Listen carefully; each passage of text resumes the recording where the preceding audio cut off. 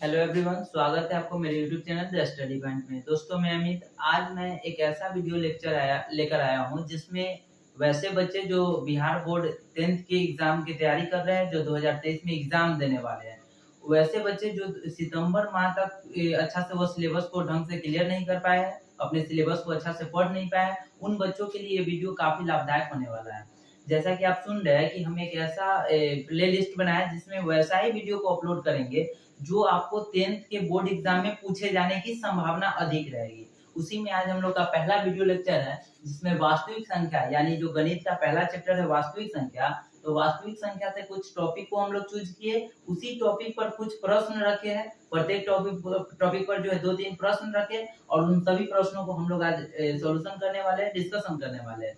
यदि आप इस 6 टॉपिक को अच्छा से देख लेते हो, अच्छा से समझ लेते हो और अच्छा से उस पर सवाल सॉल्व कर लेते हो तो आपको बोर्ड एग्जाम में कोई दिक्कत नहीं होगी। इतना हम फिर से बोल दें कि ये इसी 6 टॉपिक में से आपके बोर्ड एग्जाम में क्वेश्चन पूछे जाएंगे। तो यदि आप बोर्ड एग्जाम में अच्छा मार्क्स को गेन करना चाहते हो, अच्छा नंबर लाना चाहते हो, तो इस वीडियो को देखने का प्रयास करो और वीडियो को समझने का प्रयास करो। और जहां भी दिक्कत होगी आप कमेंट में लिखकर बताओगे और वो आपके दिक्कत को जो है हम नया वीडियो में उसका सॉल्यूशन लेकर आएंगे। तो ज्यादा समय व्यर्थ न करते हुए हम लोग क्वेश्चन को सॉल्व करने बढ़ते हैं। जैसा कि देख रहे हैं कि वास्तविक संख्या से हम 6 टॉपिक चुने हुए हैं और 6 टॉपिक में कुछ सवाल रखे हुए हैं। तो ये वास्तविक संख्या यानी ये गणित का है। तो इसी प्रकार से हम प्रत्येक सब्जेक्ट में गणित हो गया, हिंदी हो गया, संस्कृत हो गया, विज्ञान हो गया, सामाजिक विज्ञान हो गया, यानी प्रत्येक सब्जेक्टों का जो इम्पोर्टेंट क्वेश्चन होगा, जो महत्वपूर्ण प्रश्न होंगे, उन सभी प्रश्नों का हम लोग डिस्कशन करेंगे वीडियो बाय वीडियो के माध्यम से। कहने का मतलब इस वीडियो में जो गणित के पहला चैप्टर का डिस्कशन होगा, उसी प्रकार से जान लीजिए कि गणित में 15 चैप्टर है, उसके लिए हम 15 वीडियो बनाएंगे और 15 वीडियो को अगर आप लोग अच्छा से देख लेते हो तो गणित के जो विषयनिष्ठ प्रश्न में जो सवाल पूछे जाएंगे, जो प्रश्न पूछे जाएंगे, उसको सॉल्व करने में आपको कोई भी दिक्कत नहीं होगा। तो जैसा कि गाइस देख रहे हैं कि यहाँ पे 6 क्वेश्चन है, 6 टॉपिक है और 6 टॉपिक जो हम लोग सॉल्यूशन करने जा रहे हैं। तो ध्यान से देखोगे और समझने का प्रयास करोगे। तो इसमें पहला क्वेश्चन है गाइस, यानी पहला टॉपिक क्या है? यूक्लिड विभाजन एल्गोरिथम से मौसा ज्ञात करें। इसका हम ऑलरेडी एक वीडियो बना चुके हैं जो आपको डिस्क्रिप्शन में उसका लिंक मिल जाएगा। लेकिन अभी हम लोग इसका पुनः उसको सॉल्व करने का प्रयास करते हैं।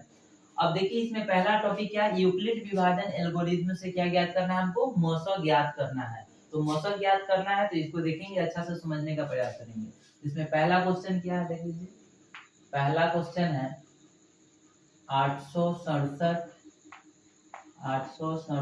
और 255। 867 और 255 यानी इन दो संख्याओं का मौसा निकालना है यूक्लिड विभाजन एल्गोरिथम से। यानी यूक्लिड विभाजन एल्गोरिथम को लेमा बोलते हैं, लेमा विधि। तो उसी लेमा विधि से हमको इसका क्या निकालना है? मौसा ज्ञात करना है। चलिए अब हम लोग इसका सॉल्व करते हैं। तो सॉल्व करने के लिए सबसे पहले इसका मौसा निकालने से पहले यहाँ पे हम लोग एक रफ काम कर लेंगे। देख लीजिए इधर रफ काम कर लेंगे। तो रफ क्या करना है कि सबसे पहले जो छोटा वाला है उसको जानते हैं कि यूक्लिड विभाजन एल्गोरिथम का फॉर्मूला क्या होता है? a बराबर bq प्लस r। a बराबर bq प्लस r। तो या उसी को यूक्लिड विभाजन एल्गोरिथम बोलते हैं या लेमा बोलते हैं। तो लिख लीजिएगा लेमा सूत्र से, लेमा सूत्र के अनुसार लिख सकते हैं। लेमा सूत्र के अनुसार, लेमा सूत्र के अनुसार मान लेंगे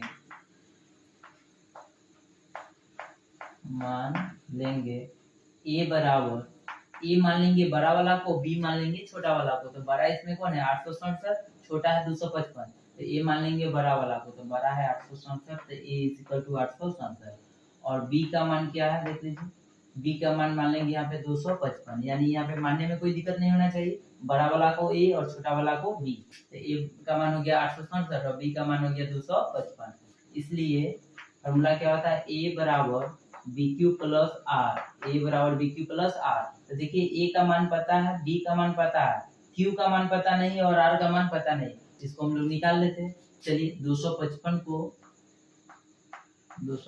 को भाग लगाएंगे अब इसमें 867 में, यानी इस तरह से मौसा इसको ज्ञात करते हैं। हम लोग ज्ञात किए हुए बचपन में, उसी मौसा को हम लोग पुनः यहाँ पे दोहराएंगे। रिपीटेशन करेंगे तो 255 को 867 में लगाएंगे तो कितना मर्तबा में लग जाएगा। इसके निकटतम वैल्यू को चुनेंगे, यानी 255 में कितना से गुना करें जो 867 आ जाए या 867 से कम आ जाए, ज्यादा नहीं सोचेंगे। तो देख लीजिए, अगर 255 में हम 3 से गुना करते हैं तो 3 से गुना कर देंगे तो 3 दूनी 600 हो जाएगा, और 600 और 55 में 3 से गुना करेंगे तो उसी के अप्रोक्स आएगा, उसी के निकट आएगा। चलिए हम लोग 3 से गुना करते हैं। 3 से गुना करने के दौरान क्या मिलेगा, तो 5 तिहाई 15, तो 15 लिख लीजिए, 15 के 5, 5 तिहाई 15 और एक हासिल इधर कर, 16 के 6 हासिल है, 3 दूनी 6 और 1 7। क्लियर है। अब इसको क्या करेंगे, घटा लेंगे। तो घटा लीजिएगा तो कितना, 7 में से 5 घट जाएगा 2, 6 में से 6 गया 0 और 8 में से 7 गया 1। तो देख लीजिए यहाँ पे ए का मान था 867, बी का मान था 255, क्यू का मान आ गया 3 और आर का मान आ गया 102। तो यहाँ पे लिख लीजिए ए का मान कितना है 867, बी का मान है 255 गुने क्यू का मान कितना है 3 प्लस आर का मान कितना है, देख लीजिए आर का मान है 102। क्लियर। तो अब देखिए यहाँ पे आर का मान 102 आया है, आर का मान 0 नहीं आया है। तो आर का मान जब तक ले 0 ना आ जाए तब तक ले उसको आगे हम लोग काम करते रहेंगे। तो देख लीजिए यहाँ लिखिएगा, यहाँ आर का मान जो है 0 के बराबर नहीं है। तो जब तक ले आर का मान 0 के बराबर ना आ जाए तब तक ले हम लोग बढ़ते रहेंगे। चलिए अब 102 में 255 से यहाँ पे भाग लगाएंगे, या वही जो मसल निकाल जाए उसको उसके अकॉर्डिंग चलेंगे। लिखेंगे अब 102 में 255 से यहाँ पे भाग ही दे रहे, समझिए। तो 102 में 255 से भाग लगाइए तो कितना मर्तबा में, 2 मर्तबा में यहाँ पे लग सकता है, 2 मर्तबा में लगाइए तो कितना हो जाएगा 204। घटाइए तो 5 में से 4 गया 1, 5 में से 0 गया 5 और 2 में से 2 गया कट गया। तो यहाँ भी देखिए ए का मान कितना था, ए का मान या लिख दीजिए या ए का मान कितना था 255, ए का मान 255, बी का मान कितना था 102 गुने क्यू का मान कितना है 2 प्लस आर का मान कितना है 51। क्लियर है। तो यहाँ भी लिख लीजिए, यहाँ आर का मान जो है 0 के बराबर नहीं है, आर का मान 0 के बराबर नहीं है। जब तक ले आर का मान 0 के बराबर नहीं आ जा रहा है तब तक ले काम करेंगे हम लोग। फिर क्या कीजिएगा, अब 51 को इधर रहने देंगे और 102 को बीच में रहने देंगे। तो इसको भाग लगाएंगे तो 51 दूनी कितना हो जाएगा 102, कट गया पूरा कट गया, यानी आर का मान क्या आ गया 0। तो जिस मान से 0 आएगा ना, जिस मान से भाग लगाने पर वो 0 आएगा, वही उसका क्या कहलाएगा, मौसा कहलाएगा। तो देखिए 51 से इसमें भाग लगाया है तब ना यह 0 आ गया, यानी कट गया पूरा। तो लिख लीजिएगा, या अब ए का मान क्या रखे हैं 102, बी का मान कितना था 51 गुने क्यू का मान कितना आया 2 प्लस आर का मान क्या आ गया 0, कुछ नहीं है तो 0 है। तो लिख लीजिएगा यहाँ आर का मान किसके बराबर आ गया 0 के बराबर आ गया। तो आर का मान 0 किसके माध्यम से आया था 51 के माध्यम से। तो जिससे के भाग लगाने से वो आर का मान 0 आ जाए वही उसका क्या कहलाएगा, मौसा कहलाएगा। इसलिए लिख सकते हैं, या अतः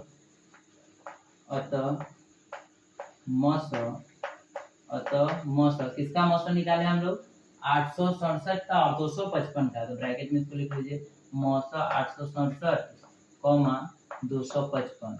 867 और 255 का मौसा कितना आया है, तो जिससे वो लगकर जिससे भाग लगाने पर उसका आर का मान 0 आ जाता है वही उसका क्या कहलाता है, मौसा कहलाता है। तो यहाँ पे 51 उसका क्या आ जाएगा, मौसा आ जाएगा। यही आपका आंसर होगा, उत्तर होगा। क्लियर है। तो आई होप ये क्वेश्चन समझ में आया होगा। नहीं समझ में आया है तो फिर से वीडियो को बैक कीजिए और उसको समझने का प्रयास कीजिए। तो इस प्रकार से जो है आप लोग इस क्वेश्चन को सॉल्व कीजिए। सेम प्रोसेस, जो प्रोसेस हम यहाँ पे अपनाए इसी प्रोसेस से इस क्वेश्चन को सॉल्व कीजिए। अगर उस क्वेश्चन को सॉल्व करने में दिक्कत आ रही है तो आप कमेंट में लिखकर बताओ, पुनः हम उस क्वेश्चन का डिस्कशन लेकर आएंगे, यानी सॉल्यूशन लेकर आएंगे। तो आई होप ये क्वेश्चन समझ में आया होगा। अब हम लोग दूसरे टॉपिक की ओर बढ़ते हैं। देख लीजिए, अगर समझ में आया तो इसको आप लोग स्क्रीनशॉट ले लो, हम इसको इरेज करने जा रहे हैं।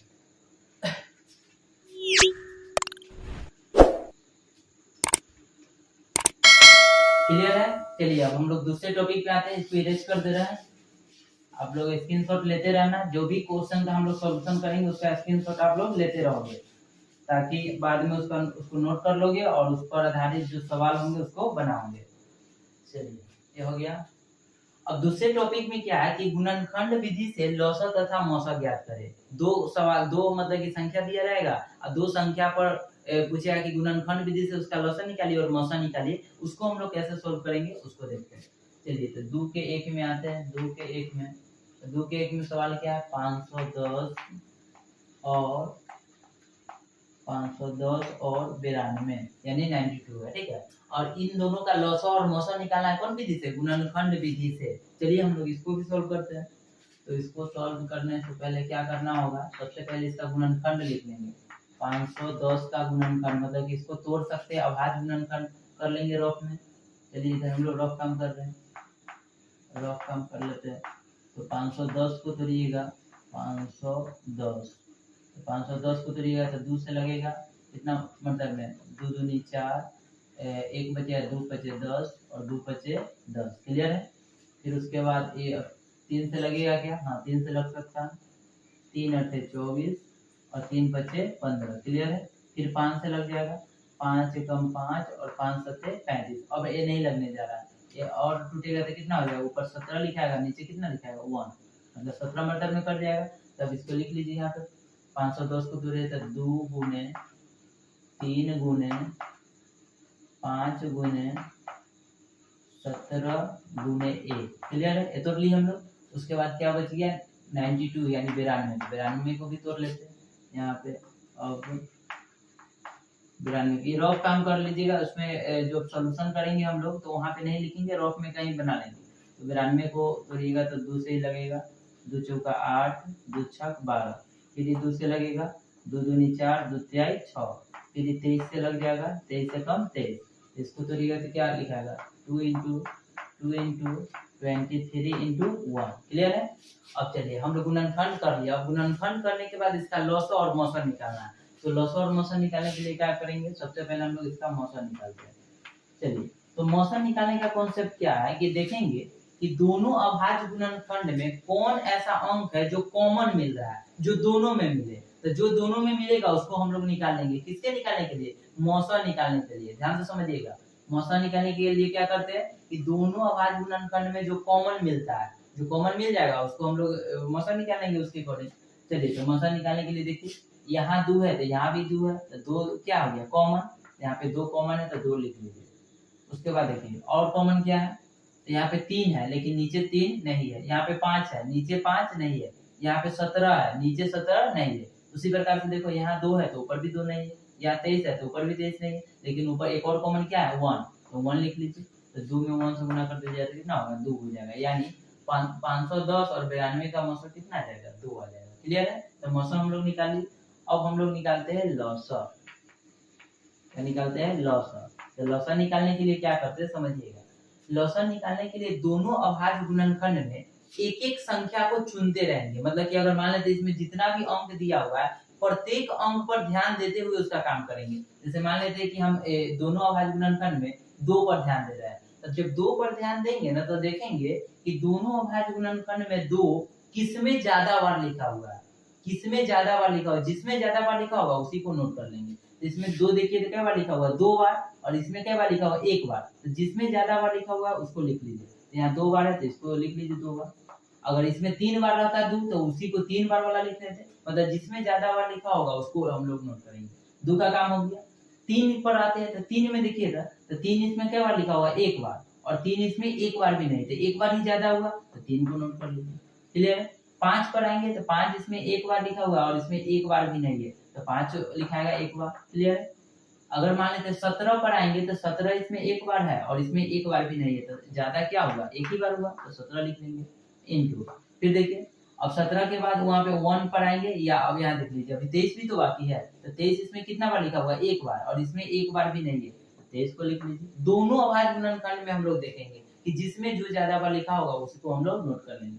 उसके बाद 1 बच गया, तो 1 इसमें भी 1 बार है और इसमें भी 1 बार है, तो 1 को भी 1 बार लिख लीजिए, और सभी का क्या कर देंगे मल्टीप्लाई कर देंगे यानी गुना कर देंगे। तो गुना कर दीजिएगा तो कितना आ जाएगा 2 दूनी 4, 4 तिहाई 12, 12 पचे 60 और 60 यहाँ पे लिख लीजिए गुने। उसके बाद क्या हो गया 17 गुने 23, तो 17 और 23 को गुना कर लेते हैं जल्दी। 23 में 17 से गुना कीजिएगा हो जाएगा 17 तिया 51 और 17 दूनी 34, 34 और 5 कितना हो जाएगा 39, यानी 391। 391 और 1 में गुना कीजिएगा तो 1 ही रहेगा। अब 391 में 60 से गुना कर दीजिए, 6 कम 6, 9 छक 54 के 4, हासिल 5, 6 3 18, 18 5 कितना आ जाएगा 23। इधर का 1 0 है तो 1 0 लिख दीजिए, यानी 23,460 उसका क्या आ गया, लॉस आ गया। इस प्रकार से गुना कर लेंगे, लॉस आ गया और एक 2 क्या है इसका मौसा आ गया। तो इस प्रकार से हम लोग दो संख्याओं का लॉस और मौसा गुणनखंड विधि से यानी अभाज्य गुणनखंड विधि से निकाल सकते हैं। तो अभाज्य गुणनखंड विधि से जब भी दो संख्या का लॉस और मौसा निकालना होगा तो यही कॉन्सेप्ट बैठाएंगे और नीचे लिख लीजिएगा। अगर यहाँ पे नीचे लिखना चाहते हो तो नीचे लिख लोगे, अतः मौसा किसका मौसा है जी, 510 और 92 का। तो 510 और 92 का मौसा 2 आया है, तथा लिख लोगे तथा लॉस किसका 510 का और 92 का। लॉस कितना आया 23,460। ये आपका नीचे लिख लेंगे आंसर। अगर इस स्टेप से पूरा लिख देते हो, अच्छा से अतः वाला काम करते हो, तो उसमें आपको एक नंबर भी कटने की जरूरी नहीं होगी, मतलब नंबर नहीं कटेगी। अगर ये स्टेप प्रत्येक में लिखते जाओगे, अगर 100 नंबर की सवाल होगी तो पूरा 100 में 100 मिलेगा। 100 में अगर किसी का 98, 99, 97 क्यों रह जाता है, इसी स्टेप के कारण नंबर कट जाती है। अगर ये स्टेप आप लोग लिखते हो तो आपका एक नंबर भी नहीं कटेगा। तो आई होप ये भी क्वेश्चन आप लोगों को समझ में आया। नहीं समझ में आया तो वीडियो को बैक करो और पुनः समझने का प्रयास करो। जहां भी दिक्कत हो रही कमेंट में लिख कर बताओ। क्लियर है? आप लोग इसका भी स्क्रीनशॉट ले लो और पुनः हम लोग तीसरे टॉपिक के क्वेश्चन का सॉल्यूशन करने वाले हैं।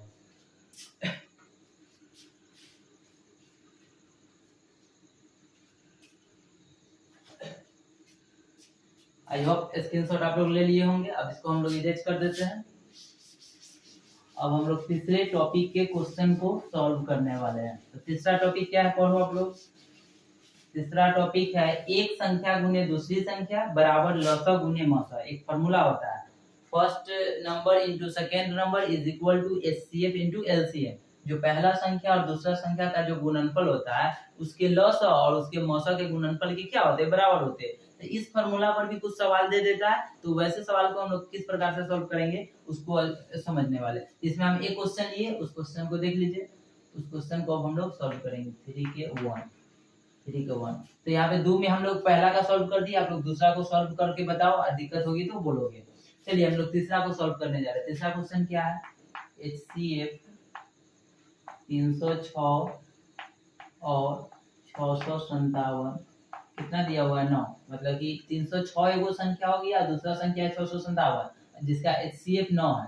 तो फिर पूछ रहा है LCM 306 और 657 का क्या होगा। HCF दिया हुआ है, LCM निकालना है, तो हम लोग ये फॉर्मूला लगा देंगे, एक संख्या गुने दूसरी संख्या बराबर लसा गुने मौसा। चलिए निकालते हैं। यहाँ पे सॉल्व कीजिएगा, तो जो दिया हुआ डाटा उसको लिख लीजिए। लिख देंगे दिया गया है क्या दिया गया है, पहली संख्या दिया गया है, पहली संख्या दिया हुआ, बोलिए तो पहली संख्या कितना है 306 तथा दूसरी संख्या भी दिया हुआ है, दूसरी संख्या कितना है 657। क्लियर है? और उसका HCF भी दिया हुआ है, HCF कितना है 9। तो निकालना क्या है LCM निकालना है। तो हम लोग क्या करते हैं, सूत्र से लिख लीजिएगा, सूत्र के अनुसार या सूत्र से। तो सूत्र क्या कहता है, पहली गुने दूसरी संख्या बराबर लसा गुने मौसा। तो लसा को क्या बोलते हैं LCM और मौसा को क्या बोलते हैं HCF। LCM गुने HCF। अब जो मान दिया हो उसको पुट कर देंगे। तो पहली संख्या क्या है 306, यहाँ पे रख दो 306, गुने दूसरी संख्या क्या है 657, तो रख दीजिए 657। उसके बाद है लसा निकालना है हमको, तो लसा रहने दीजिए। और मौसा दिया हुआ है, मौसा कितना है 9, तो लसा निकालना है तो इसको अकेले रहने देंगे। 9 गुना में तो इधर क्या आ जाएगा, भाग में आ जाएगा। चलिए इसको सॉल्व करते हैं। सॉल्व कीजिएगा तो LCM हमको निकालना है, तो 9 गुना में इधर क्या आ जाएगा, भाग में आ जाएगा। तो 306 गुने 657 अब बटे कितना हो जाएगा 9। तो देखिए जो कटने वाला है इसको काट लेते हैं, तो 9 से कट जाएगा। 9 से 9 से कितना कटेगा 963, 963 2 बचेगा तो 2 और 7 27 हो गया, 9 तिया 27, यानी अब गुना कर दीजिए, इधर आ जाएगा आपका 306, 306 गुने कितना आ जाएगा 73, तो 306 और 73 में गुना कर लीजिए, जो आएगा उसमें आंसर होगा। चलिए हम लोग फटाफट गुना करते हैं, 306 में 73 से गुना करते हैं, गुना कीजिए 6 3 18, इधर हासिल 1 हो जाएगा, 3 तिहाई 9, इधर हो गया 7 6 42 के 2 हासिल 4 लिख लीजिए, और 7 3 21, इसको लिखिएगा तो 8 3 9 4 13 के 3 2 और 2, यानी 22,338, इसको लिख लीजिए 22,338 आ गया, 22,338, क्लियर है। ये गुना हम लोग कर लिए, 22,338 आ गया, क्लियर है। तो नीचे लिख लीजिएगा अतः, अतः वाला काम हम लोगों को नहीं छोड़ना है, अतः वाला लिखिएगा तो नंबर कटने की संभावना नहीं रहेगी, अतः वाला काम छोड़ दोगे तो उसी के कारण हाफ नंबर यानी 1/2 नंबर कट सकती है। तो लिख लीजिएगा अतः एलसीएम, एलसीएम किसका 306 का और 657 का एलसीएम कितना आ गया 22,338, ये आपका क्या आ गया आंसर आ गया। तो आई होप ये क्वेश्चन का सॉल्यूशन आप लोगों को समझ में आया है, तो समझ में आया तो आप इसका स्क्रीनशॉट ले लो और इस पर आधारित क्वेश्चन आपके बुक में तो बनाने का प्रयास करो, नहीं तो इसी को कॉन्सेप्ट को समझो। और ऐसा सवाल भी आपके बोर्ड एग्जाम में पूछे जाते हैं, बार बार पूछे जाते हैं, इसीलिए हम इस क्वेश्चन को चूज किए हुए। आई होप आप लोग स्क्रीनशॉट ले लिए होंगे। अब इसको हम इरेज कर देते हैं, तीसरा टॉपिक भी कंप्लीट हो गया। अब हम लोग चौथे टॉपिक की ओर बढ़ते हैं। चौथा टॉपिक क्या है देखिए, चौथा टॉपिक है किसी प्राकृत संख्या के लिए शून्य पर समाप्त होने की जांच, मतलब कि कोई भी प्राकृत संख्या जो है कब शून्य पर समाप्त होगा, कब 0 पर समाप्त होगा, उसके लिए जांच करेंगे, ठीक है। चलिए, तो प्राकृत संख्या को शून्य पर समाप्त होने के लिए एक स्टेटमेंट है, कथन है, उसको याद रखिएगा कि कोई भी संख्या शून्य पर कब समाप्त होगा, जब वह 2 और 5 के अवभाज्य गुणनखंड के रूप में लिखा जाता है। उसमें 5 तो होगा ही और 2 के कोई गुणज होगा, समझिएगा। कोई भी संख्या शून्य पर तब समाप्त होगा जिसमें 5 एक उभयनिष्ठ गुणनखंड होगा, 5 के साथ साथ 2 का कोई भी गुणज हो, 2 का कोई भी गुणज होगा, तभी वो संख्या शून्य पर समाप्त होगा। जैसे देखो 5 में अगर हम 2 से गुना कर देंगे तो कितना आ जाए 5 दूनी 10, तो यहाँ पे देखिए शून्य पर समाप्त हो गया, अंत में ये 0 आ गया। अगर 5 में 2 के कोई भी गुणज, तो 2 के गुणज मान लेते 4, तो 5 में 4 से गुना करोगे तो कितना आएगा 20, तो देखो ये भी शून्य पर समाप्त हुआ। या 5 गुने 2 का कोई भी गुणज ले लेते, 3 ले लेते हैं, 3 तो नहीं होगा सॉरी, क्योंकि 3 2 का गुणज नहीं है, 6 ले लेते हैं, तो 5 से कितना आ जाएगा 30, तो देखिए ये भी शून्य पर समाप्त हुआ। तो कोई भी प्राकृत संख्या शून्य पर कब समाप्त होगा, जब उसमें उभयनिष्ठ गुणनखंड 5 होगा और उसके साथ कोई 2 का गुणज होगा, तभी वो प्राकृत संख्या शून्य पर क्या होगा समाप्त होगा। तो इसी पर हम कुछ यहाँ पे 2-3 क्वेश्चन रखे, उस क्वेश्चन को सॉल्व करेंगे। जिसमें पहला क्वेश्चन है कि जांच करना है कि 6 के पावर n जो है, क्वेश्चन नंबर 4 का 1 होगा, कि जांच करना है कि 6 के पावर n जो है, 6 के पावर n यह शून्य पर समाप्त है कि नहीं। तो सबसे पहले इसका क्या करेंगे, गुणनखंड करेंगे। चलिए, तो 6 के पावर n, तो 6 को तोड़िएगा तो क्या लिखाएगा, तो 2 गुने 3 लिख सकते हैं, 2 गुने 3 के पावर n। तो यहाँ पे देखो, तो यहाँ पे अच्छा से देखो, 2 का तो गुणज है, लेकिन उभयनिष्ठ गुणनखंड 5 है क्या, 5 तो रहना अनिवार्य है, 5 रहेगा और उसके साथ कोई 2 के गुणज हो, 5 को रहना अनिवार्य है। देखिए इसमें 5 है ही नहीं, तो 5 है ही नहीं तो ये 0 पर समाप्त होगा क्या, तो बोलेंगे 0 पर समाप्त नहीं होगा। तो उसी को नीचे लिखेंगे, यहाँ 6 के पावर n का अभाज्य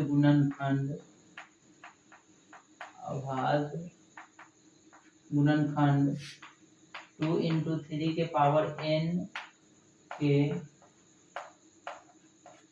रूप का है,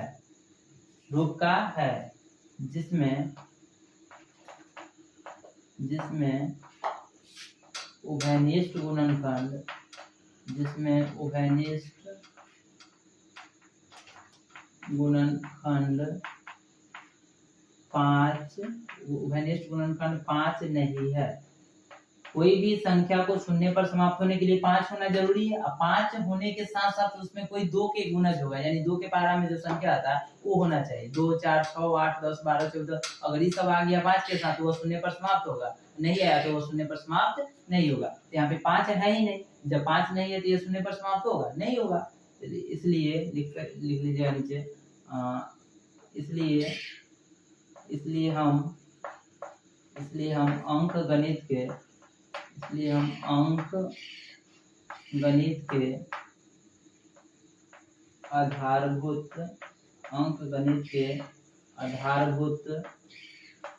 प्रमेय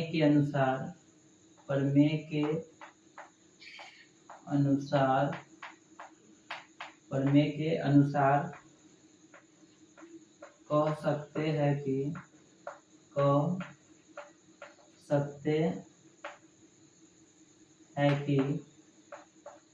6 के पावर n शून्य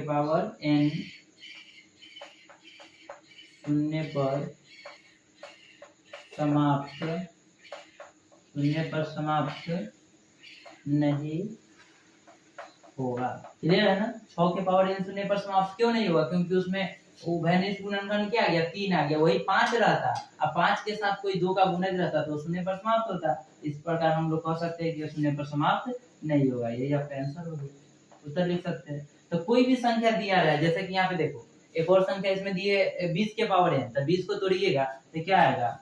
4 गुने 5 के पावर n, तो 4 गुने 5 के पावर n, तो देखो यहाँ पे 5 है और उसके साथ 2 का कोई गुणज है, यह शून्य पर समाप्त होगा। तो इसको इसी तरह से लिख देना, यहाँ गुणनखंड करके लिखेंगे, नीचे लिख देंगे कि अंकगणित के आधारभूत प्रमेय से हम कह सकते हैं कि 20 के पावर n शून्य पर समाप्त होगा।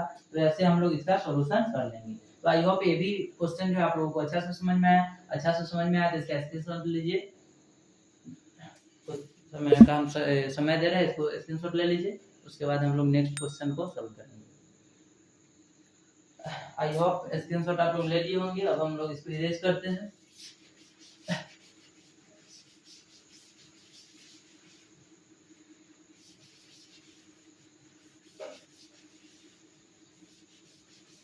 चलिए अब हम लोग पांचवा जो टॉपिक है उसके क्वेश्चन को सॉल्व करेंगे। पांचवा टॉपिक क्या है? पांचवा टॉपिक के क्वेश्चन नंबर हम लोग 1 को सॉल्व कर रहे हैं। पांचवा टॉपिक है क्वेश्चन नंबर 1। क्वेश्चन नंबर 1 क्या है? 2.47 पर रेकरिंग, मतलब कि जो रेकरिंग वाले संख्या उसको p/q के रूप में लिखना है, p/अंश/हर के रूप में लिखना है, यानी परिमेय संख्या के रूप में लिखना है। तो ऐसे सवाल का भी हम लोग वीडियो एक एक्स्ट्रा बनाए हुए हैं, जो आपको डिस्क्रिप्शन बॉक्स में मिल जाएगा, वहां भी देख सकते हैं। लेकिन हम लोग इसको अब हम लोग सॉल्व करने जा रहे हैं। देखिए, जो भी रेकरिंग वाली संख्या दिया रहेगा उसको सर्वप्रथम हम लोग क्या करते हैं कि किसी भी चर राशि से उसको मान लेंगे। कोई भी चर राशि ABCD के कोई भी लेटर से उसको मान लेंगे। तो सॉल्व करते हैं इसको कि माना कि a बराबर 2.47 किसी भी चर राशि से मान लेना, ABCD के कोई भी लेटर से। तो हम a मान लिए कि 2.47 के क्या है? बराबर है। तो जिस संख्या पर रेकरिंग रहता है उसका मतलब होता है वही संख्या बार बार क्या कर रहा है? रिपीट कर रहा है। तो इसको ऐसे लिख सकते हैं, a बराबर 2.47, मतलब यही 7 बार बार क्या आएगा? रिपीट करेगा। तो डॉट डॉट दे दीजिए, इसको मान लीजिए इक्वेशन फर्स्ट, पहला समीकरण। क्लियर है? तो जिस संख्या पर रेकरिंग रहेगा उसको हम लोग 2-3 बार अपना से लिख लेंगे, जितना मन करेगा उतना लिख लेंगे। क्लियर है? तो पहला स्टेप में यही करना है कि उसको चर राशि से मान लेना है। ठीक है। सेकेंड स्टेप में क्या करना है कि देखना है हमको कि दशमलव के बाद कितने संख्या पर रेकरिंग है। इस क्वेश्चन को समझने के लिए प्रत्येक स्टेप को समझिएगा अच्छा से। पहला स्टेप में चर राशि से मान लेना। दूसरा स्टेप में क्या करते हैं कि देखते हैं दशमलव के बाद कितने संख्या पर रेकरिंग है, उसी के अनुसार उसमें गुना करते हैं। तो देख लीजिए ना, दशमलव के बाद एक संख्या पर रेकरिंग है, जब एक संख्या पर रेकरिंग रहेगा तो उसमें 10 से गुना कीजिएगा। 2 संख्या पर रेकरिंग रहेगा तो उसमें 100 से गुना करेंगे। 3 संख्या पर रेकरिंग रहेगा तो 1000 से, 4 संख्या पर रहेगा तो 10,000 से, 5 पर रहेगा तो 1 लाख से। तो इस प्रकार से उसमें गुना करते हैं। तो देख लीजिए, दशमलव के बाद ए वो पर रेकरिंग है तो इसमें कितना से गुना कर देंगे? 10 से। तो इसमें 10 से गुना कर देंगे। यही सेकेंड स्टेप में यही देखना है कि दशमलव के बाद कितने अंकों पर रेकरिंग है। तो एक अंक पर रेकरिंग है इसलिए 10 से गुना कीजिए। तो उसी को लिख लीजिए, समीकरण 1 गुने समीकरण 1 गुने 10 से, 1 में 10 से गुना कीजिए तो कितना होगा, 10 में a से गुना कर देंगे तो 10a इज इक्वल टू, और ई 10 से गुना होगा, एक जीरो से गुना होगा तो 4 इधर फंस जाएगा, तो 24.777 डॉट डॉट डॉट, इसको मान लेते इक्वेशन सेकंड। क्लियर है, इक्वेशन सेकंड मान लो। अब थर्ड वर्क क्या है, थर्ड काम क्या करना है कि देखना है कि दशमलव के बाद कितने अंकों पर रेकरिंग नहीं है।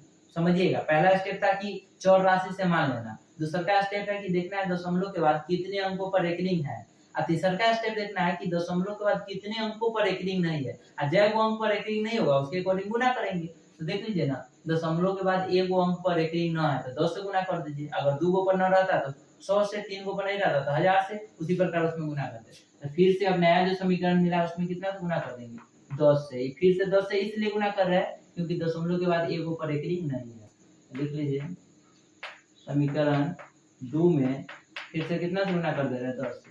10 से गुना किया तो 10 दाई के 100, 100 ये आ गया, फिर 10 से गुना होगा तो एक और अंक इधर फंस जाएगा, तो 24 सॉरी, इधर एक और 7 आ जाएगा, 247.777, इधर तो बहुत सारा 7 है, इसको डॉट डॉट लिख लीजिए और इसको मान लेते हैं इक्वेशन। क्लियर है, जब हम लोग इतना काम कर लेंगे तो लास्ट वर्क होगा, यानी अंतिम वर्क, चौथा स्टेप में क्या करना है कि जो लास्ट वाले समीकरण मिलेगा उसको उससे पहले वाले समीकरण में से घटा लेंगे। तो लास्ट वाला समीकरण थर्ड है और उससे पहले वाला समीकरण सेकेंड है, तो थर्ड में से सेकेंड को क्या करेंगे, घटा लेंगे। तो वही लिख लेना है, समीकरण 3 घटाओ 2 से। तो समीकरण 3 में से किसको घटा लेते हैं, 2 को। तो समीकरण 3 को लिख लीजिए, 100a is equal to 247.777। Clear है, उसके बाद समीकरण 2 क्या है, 10a is equal to 24.777। Clear है, अब इसको घटा लेते हैं, तो घटाइएगा तो कितना मिलेगा, 100 में से 10 घट जाएगा तो कितना हो गया, 90a इज इक्वल टू, इसको घटाइए, 7 में से 7 गया 0 0 0 और इधर दशमलव आ गया, 7 में से 4 घट जाएगा तो 3 होगा, 4 में से 2 गया तो 2 होगा, और इधर 2 बच गया तो 2 लिख देंगे। क्लियर है, दशमलव के बाद 0 का कोई वैल्यू नहीं होता है तो ऐसे लिख सकते हैं, a का मान निकाल कर a बराबर, इधर हो गया 223, दशमलव के बाद कोई 0 का वैल्यू नहीं होता है, 90 गुना में तो इधर कहाँ पे आ जाएगा, भाग में, यानी 223 बटे क्या हो जाएगा, 90, 223 बटे 90। तो इसी a के मान हमको निकालना था। देख लीजिए, a किसको माने थे, 2.47 को, इसी 2.47 को ना p बटे q के रूप में लिखना है, यानी अंश बटे हर के। तो नीचे लिख लीजिएगा, अतः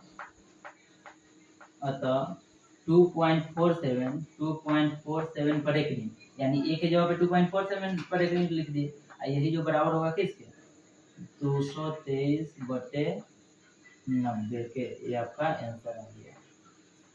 आई होप इस क्वेश्चन का भी सॉल्यूशन आप लोगों को समझ में आया होगा। नहीं समझ में आया तो वीडियो को स्लो कीजिए, बैक कीजिए और उसको समझने का प्रयास कीजिए। आप लोग इसका भी स्क्रीनशॉट ले लो, और इसके बाद 2 क्वेश्चन और इसमें बाकी है, इस दोनों क्वेश्चन को सॉल्व करो। जहां भी दिक्कत आ रही है आप कमेंट में लिखो और उस क्वेश्चन का हम लोग सॉल्यूशन पुनः लेकर आएंगे। इसका स्क्रीनशॉट ले लो तुरंत।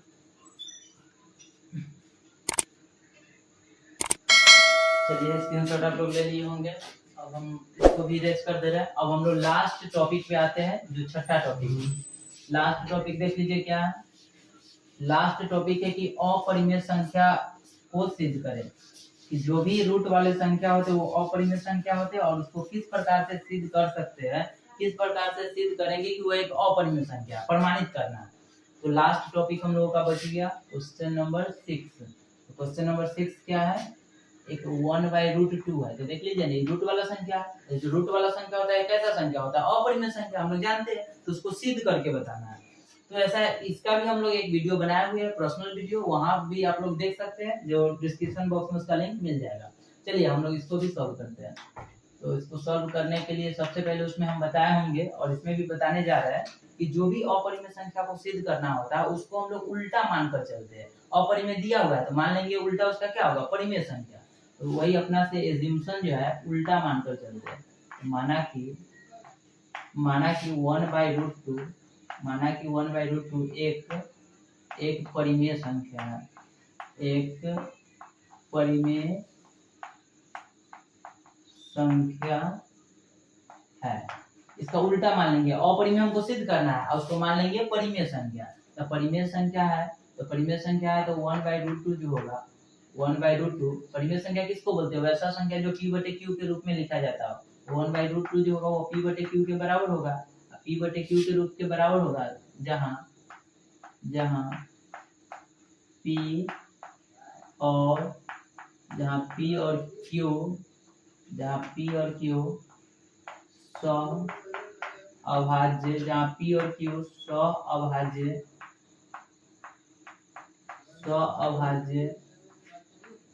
पूर्णांक होगा। इस तरह से हम लोग मान लेते हैं। अब यह परिमेय संख्या का रूप में है तो इसको लिख सकते हैं या ऐसा लिख सकते हैं 1/√2 बराबर p/q। इसको बाय क्रॉस गुना कीजिए, तो बाय क्रॉस गुना करोगे तो q में 1 से गुना करेंगे तो q हो जाएगा, √2 में p से गुना करेंगे तो √2p हो जाएगा। क्लियर है? अब यहाँ पे गौर करना है, देखिएगा अंक गणित के आधारभूत पर में क्या कहता है कि जो उसका बायां पद है वही उसका दायां पद होना चाहिए, यानी जो LHS है वही उसका RHS होना चाहिए। लेकिन यहाँ पे देखिए तो LHS का मान q है तो q एक यहाँ पे कैसा संख्या? परिमेय संख्या। और √2p की एक कैसा संख्या? अपरिमेय संख्या। बताए होंगे कि अपरिमेय संख्या, तो जब ई परिमेय है तो ई भी परिमेय होना चाहिए, यानी ई अपरिमेय है तो ए भी अपरिमेय होना चाहिए। लेकिन दोनों बराबर है? नहीं बराबर है। तो ये जब बराबर नहीं है तो यह अंक गणित के आधारभूत प्रमेय को क्या कर रहा है? विरोध कर रहा है, अपोज कर रहा है, उल्टा है। तो इसको लिख सकते हैं कि यहाँ लिख सकते हैं यहाँ बायां पक्ष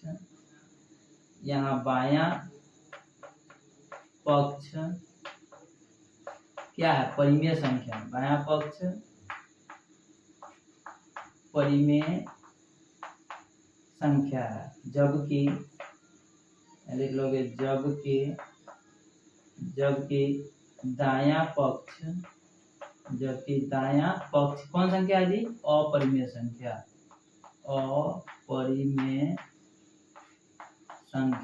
तो बताइए ना, अंक गणित के आधारभूत पर में क्या कहता है कि एगो परिमेय और एगो अपरिमेय? ये गलत है। वो कहता है कि एक परिमेय है तो दूसरा भी परिमेय, अगर एक अपरिमेय है तो दूसरा भी अपरिमेय। ये बताइए गलत है कि नहीं? तो लिख सकते हैं इसलिए दायां पक्ष बायां पक्ष के बराबर नहीं होगा। इसलिए दायां पक्ष जो होगा वह बायां पक्ष के बराबर नहीं होगा। क्लियर है? दायां पक्ष जो है बायां पक्ष के बराबर नहीं होगा। अतः यहाँ लिख सकते हैं यहाँ अंक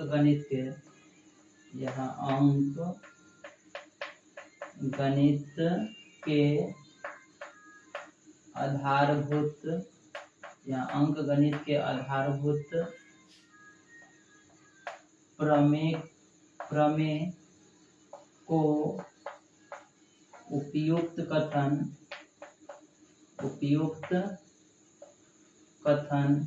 क्या करता है? सपोर्ट करता है या अपोज करता है, यानी उसका समर्थन में या उसका विरोध करता है? विरोध है ना कर रहा है।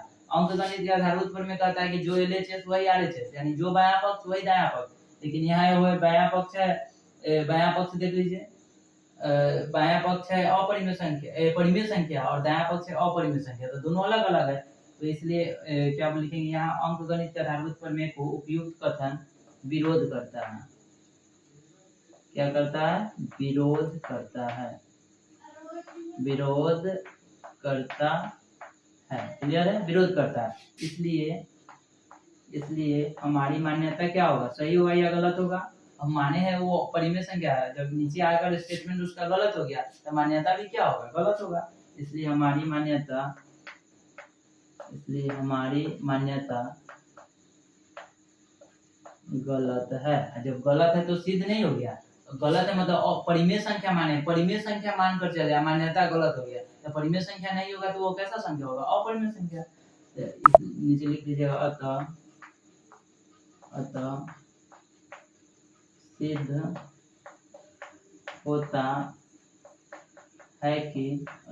होता है कि 1/√2 एक कैसा संख्या होगा?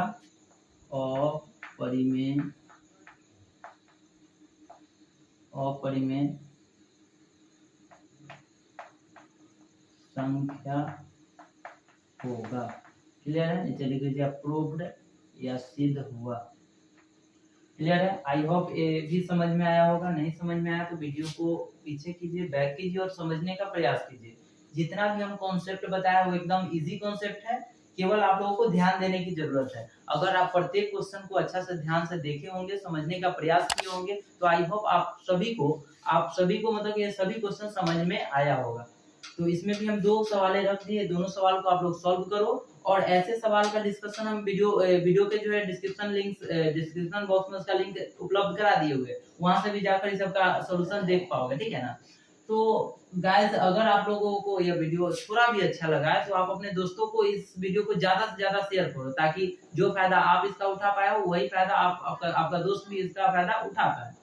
तो गाइस, हम आशा करते हैं कि अगर आप मेरे बैच को, यानी जो प्लेलिस्ट में एक नया बैच बना 2023 के लिए, उसके प्रत्येक वीडियो को अगर आप देखोगे, मन लगाकर देखोगे, तो आपका 2023 में जो 10th बोर्ड एग्जाम होने वाली है उसमें एक अच्छा अंक प्राप्त हो जाएगा, ठीक है ना। जैसा कि आप देखिए, वास्तविक संख्या के लिए आज हम लोग 6 टॉपिक पर सवाल बनाए, उसी प्रकार से अब बहुपद के लिए आएंगे, द्विघात समीकरण के लिए आएंगे, दो चर वाले रैखिक समीकरण के लिए आएंगे, पूरा 15 चैप्टर का डिस्कशन करेंगे। यानी जो गणित में 15 चैप्टर है, 15 चैप्टर में जो जो इम्पोर्टेंट क्वेश्चन है, उसी इम्पोर्टेंट क्वेश्चन का हम लोग इस प्लेलिस्ट में डिस्कशन करने वाले हैं। तो ऐसा नहीं कि मैथ के अलावा भी हिंदी का भी, संस्कृत का भी, सामाजिक विज्ञान हो गया, विज्ञान हो गया, सभी सब्जेक्ट का डिस्कशन होगा आप लोगों को मात्र वही 4 महीने में। 4 महीने अगर अच्छा से आप लोग इस वीडियो को, इस प्लेलिस्ट में जितने भी वीडियो अपलोड किए जाएंगे उसको देखोगे, तो आशा करते हैं, ये विश्वास दिलाते हैं, भरोसा दिलाते हैं कि आपका भी मैट्रिक एग्जाम में एक अच्छा परसेंटेज, इसको मतलब अच्छा परसेंट गेन कर पाओगे। तो गाइस, थोड़ा भी ये वीडियो आप लोगों को अच्छा लगा है तो वीडियो को लाइक कीजिए, कमेंट कीजिए और अपने दोस्तों के साथ शेयर कीजिए। तब तक के लिए धन्यवाद। जय हिंद।